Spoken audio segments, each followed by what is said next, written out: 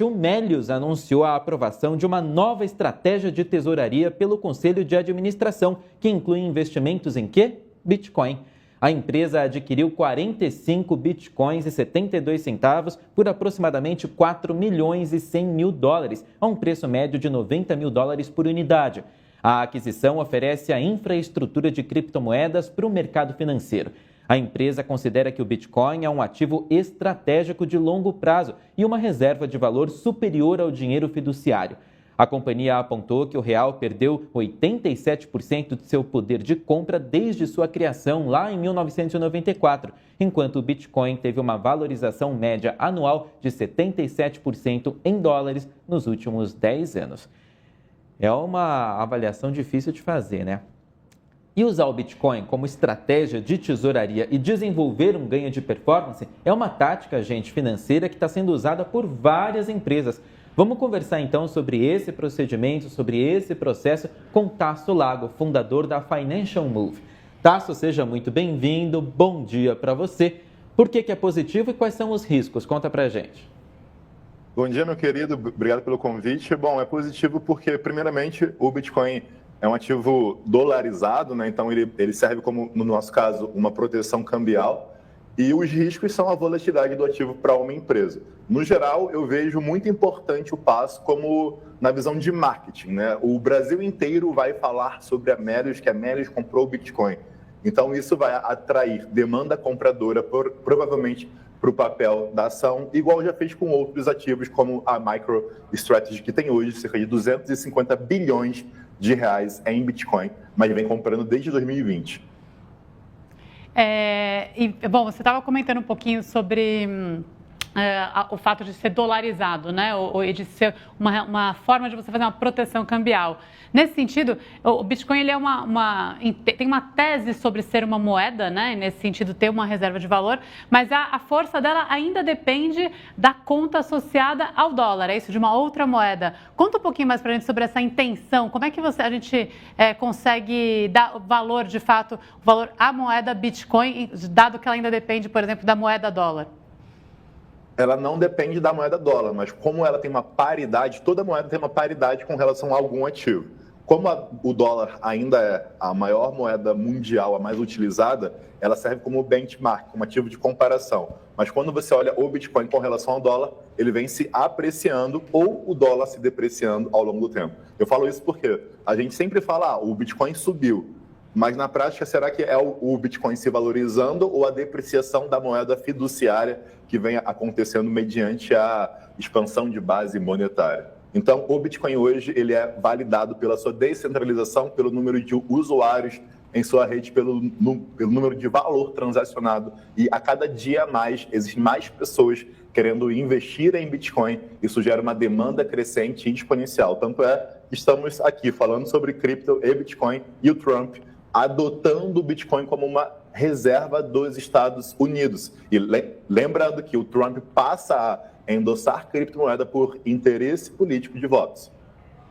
O Trump, que no primeiro mandato tinha um outro posicionamento, né, em relação às criptomoedas, ele veio nesse segundo mandato com uma aposta aí mais forte, né, dizendo que ia realmente apoiar e transformar os Estados Unidos no lugar que mais apostava nessa tecnologia, mas ele também teve alguma rusga aí com a comunidade que apoia as criptomoedas ao anunciar que não seria só o Bitcoin, que tem outras moedas que poderiam compor essa reserva. Qual que é o debate em relação ao Bitcoin e outras moedas no campo das criptomoedas? Assim, existe uma possibilidade de entrada de outras moedas fragilizar o campo mesmo e essa comunidade dos criptos?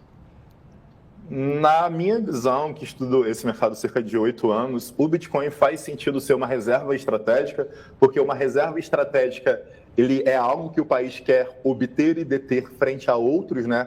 Para ele ter um controle áspero, para a China não comprar mais Bitcoin que os Estados Unidos, por exemplo. Agora, moedas como Cardano, como Ripple, como Solana, são projetos de tecnologia. A própria Cardano nunca entregou nada demais em termos de tecnologia para o mercado cripto. A Solana entrou num hype, né, numa euforia com relação a muitas meme coins serem criadas, inclusive tivemos o caso polêmico do Milei, Isso também gerou uma nova pauta entre eles e hoje já temos uma lei em projeto para tentar amenizar os golpes, aspas, né, que existem em criptomoedas, porque é muito fácil hoje você criar uma cripto e se gerou uma farra de criar meme coins, como por exemplo a Trump, a Melanie, a Libra. Então são projetos que são questionáveis, digamos assim, e a gente já está olhando com outros olhos. E também existe um quê de uma chateação do mercado cripto com relação aos filhos do Trump, né, postarem Twitter e fazerem operações de trading, de compra e venda, especulando que o pai iria falar sobre Bitcoin, o que nós chamamos de inside trading. Queria que você falasse um pouquinho mais sobre essa chateação com a criação da meme coin, do Trump entrando nisso, explicasse também para o público melhor o que é a meme coin, né? Porque tem uma dificuldade às vezes de entender o que é exatamente isso, de que forma esse tipo de moeda opera. Então, uma meme coin é uma moeda de comunidade. Ela não necessariamente tem uma utilidade. Agora, moedas como, por exemplo, que são meme coins, como a Shiba e a Doge, já começam a ter alguma utilidade, lembrando que a Doge pode ser utilizada como moeda de pagamento dentro do X, que é o ex-Twitter, que foi comprado pelo Elon Musk. Mas meme coin, no geral, é moeda de comunidade e simplesmente é uma métrica de engajamento de pessoas comprando. Uma criptomoeda, como por exemplo o Ethereum, ela tem utilidade. Ela serve para algo na rede, ela serve para validar as transações na rede, ela serve para remunerar. Então, hoje, o Ethereum gera bilhões de dólares em taxa anualmente. Então, as cripto, no fim do dia, são empresas de tecnologia. E o Ethereum já é uma empresa que gera lucro. E ao longo do tempo, da sua fase de maturidade, elas começam a curvar, né? Gerar mais receita e a receita exponencializa. Assim como foi com Uber, assim como foi com Nubank, são empresas de tech que vão crescendo. Então, o Ethereum já é uma empresa que é um grande exemplo de tecnologia bem sucedida e com uso. Meme coin é simplesmente especulação. E, infelizmente, as pessoas gostam de cassino, né? Gostam de especular. Eu ia comentar, até você falou, meme coin tem o que ainda desse gosto pelo bet, né? Só que dentro de uma comunidade, com uma temática, Mas, e aí, tentando aproveitar um pouquinho uma coisa que você falou aí sobre a diferença entre ter utilidade e não ter utilidade, aproveitando para a gente falar um pouquinho mais sobre criptomoedas em geral, porque é um tema que a gente cada vez fala mais, mas ele é difícil de entender, porque não está dada ainda toda a aposta que se fez em relação às criptomoedas, né? Então, na verdade, assim, quando você fala em utilidade, utilidade como meio de pagamento, uma das coisas que você estava colocando, e dentro de um determinado ambiente. Agora, tem uma outra questão quando surge as criptomoedas, que é a ideia delas não serem inflacionárias como outras moedas. Até aqui a gente mostrou no VT, de que o real perdeu X, agora não lembro o valor exato, mas perdeu mais valor e o Bitcoin ganhou valor. Isso porque a tese geral das criptos é que elas são limitadas em termos de emissão, coisa que a moeda tradicional, as moedas fiduciárias não são, né? Governos podem emitir, isso pode gerar um problema de perda de valor. Agora, comenta um pouquinho comigo, então, sobre essa utilidade das criptos e esse valor da cripto nessa sua utilidade de não poder ser tão inflacionário, de ser alguma coisa restrita. E como que isso se sustenta quando a gente tem várias criptos, né? Eu posso não ter mais emissão de uma cripto, mas eu posso ter várias criptos. Isso se sustenta? Como é que você vê essa relação? A comparação que você estava fazendo, Mari, que a gente deu há pouco, né? Que o real, desde sua criação em 94, perdeu 87% de seu poder de compra, enquanto o Bitcoin, desde que foi criado, ganhou 77% de valorização. E acho que só para falar um pouco, moedas, por que perde o valor, né? O que é inflacionário? Tem mais emissão, a economia vai avançando, você vai tendo mais meio de pagamento em circulação e aí esse meio de pagamento perde valor. Ao contrário das criptomoedas que seriam restritas, a própria tecnologia do blockchain permite, né, essa emissão de moedas de maneira descentralizada, onde a decisão não cabe a um governo, por exemplo, que resolve emitir demais para fazer política monetária. Isso é parte de um valor que se aposta, né? Mas comenta um pouquinho mais sobre essa essência aí das criptos e como que isso dialoga com as várias criptos. Então, vamos lá. Vamos dividir por partes aqui. Você falou sobre ter diversas criptos e como isso se sustenta com a pulverização entre diversas criptomoedas. Lembrando, para ser bem simples, né? Cada cripto representa uma empresa, um projeto de tecnologia. Então, tem cripto que pode ser inflacionária. tem cripto que pode ser deflacionário. Então, cada projeto ele tem uma premissa, uma proposta única de valor. E aí você vai analisar mediante se aquela proposta econômica faz sentido, se existe demanda por aquele token. Agora, com relação ao real, ao Bitcoin, o Bitcoin cresceu muito mais que 70% ao ano se você for contabilizar desde lá o início. Mas desde Bretton Woods, né, a moeda fiduciária, que é a tese central das criptomoedas, ela perdeu o lastro em ouro. Então, antes, você podia gerar dinheiro, né, baseado na quantidade de ouro que você possui. Quando teve o Tratado de Bretton Woods, onde as economias precisavam se endividar para acelerar a recuperação, isso acabou sendo algo desenfreado. Então, uma premissa do mundo das criptos, de quem investe bastante em cripto, é que a impressão de dinheiro, aspas, né, a expansão de base monetária tem sido feita de forma descontrolada acima da geração de riqueza, acima do PIB, e o próprio Saylor, né, que é o fundador, o CEO da MicroStrategy, ele fala que ele compra Bitcoin porque o dólar vem se depreciando ao longo do tempo. E, no geral, o próprio dólar perdeu cerca de 70%, 80% do valor do tempo nos últimos anos. Mas, ainda assim, ele perdeu menos que o real. Então, a gente vê uma desvalorização porque as economias ficam rolando dívida e fazendo dívida o tempo todo para acelerar crescimento. A gente tem troca de governos de 4 em 4 anos. Então, basicamente, de 4 em 4 anos, cada governo quer pôr seu nome na história, né? Então, aí, às vezes, acelera os gastos, compromete a dívida pública, e aí fica essa gangorra. O Bitcoin ele não pode ser impresso além de 21 milhões de unidades.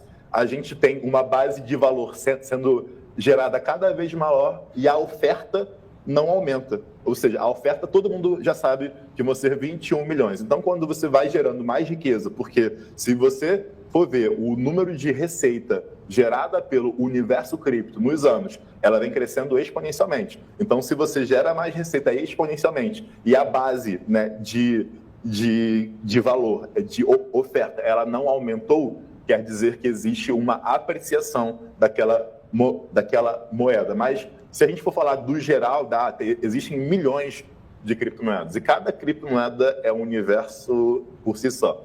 Então, é um tema que a gente teria que falar mais tempo. Mas o Ethereum é a segunda mais famosa e vale a pena o estudo aí também.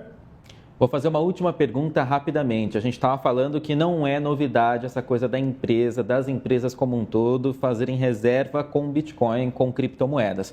A novidade é o Trump anunciando que vai fazer uma reserva com criptomoedas. De que forma isso vai mexer com Bitcoin, com outras criptomoedas? O que a gente pode esperar dos próximos meses? Bom, o mercado tem sido bem volátil com relação ao Trump, né? Quando ele ganhou a votação, o Bitcoin sai de 70 para 108 mil dólares, hoje nós estamos em 89 para 90 mil dólares, ou seja, ainda estamos bem positivo, mas está muito volátil com relação aos twitters, né? Ao Trump falando que vai fazer a guerra das taxas ou não vai. Então, isso não só afeta as bolsas, como afeta a criptomoeda. No geral, quando o Trump endossa e ele toma algumas ações, como, por exemplo, a SEC ser mais amigável a regulamentar as criptos, a gente tem um olhar mais atencioso para esse setor, o que é algo positivo, porque quando se está validando, a gente tem mais empresas comprando Bitcoin, a gente tem mais fundos como BlackRock e Fidelity dizendo que um portfólio tradicional tem que ter 1, 2, 3% em Bitcoin e cripto, e essas empresas, fundos gestoras, são inclusive investidoras de novas criptos, né, na prática de venture capital ou capital de risco. Então, a gente está vendo uma profissionalização desse mercado, o que eu enxergo como uma onda de capital do tradicional entrando muito grande. Então, na minha visão, todo esse endosso do Trump e consequências disso quer dizer o quê? Que os fundos estão entrando em cripto pensando como se fosse uma onda. O mar vai crescer de nível, o mar vai fazer uma onda, vai entrar trilhões de dólares nesse mercado, porque o mercado vai se profissionalizar. Na minha visão sobre o mercado cripto e mercado financeiro, o mercado financeiro vai ser disponibilizado, tokenizado dentro do mercado cripto. Ou seja, títulos de renda fixa, crédito privado serão acessíveis através de um investimento em uma criptomoeda. Isso vai permitir com que a gente integre a economia global. A gente estudou Revolução Industrial, a gente estudou as guerras, mas e cripto é a revolução do dinheiro. Por quê? Com a internet, após a Revolução Industrial permitiu que a gente produzisse mais e mais rápido. Com isso, se precisou integrar o mundo, porque as fábricas precisavam escoar sua produção para os outros países. Como que você começou a integrar? Internet. A internet permitiu que um fornecedor da China negociasse com o Brasil uma importação ou uma exportação e chegasse, né, de forma melhor e com menos atrito. Mas como você paga? Então, hoje, as criptos, né, são uma revolução que vem cada vez mais facilitando e integrando o sistema financeiro mundial. Para mim, essa é a visão do impacto das criptomoedas no mundo, que é gigante. Maravilha, muito obrigado, Tasso Lago, fundador da Financial Move. Até uma próxima, excelente fim de semana, viu? Obrigado, para você também. Tchau, tchau.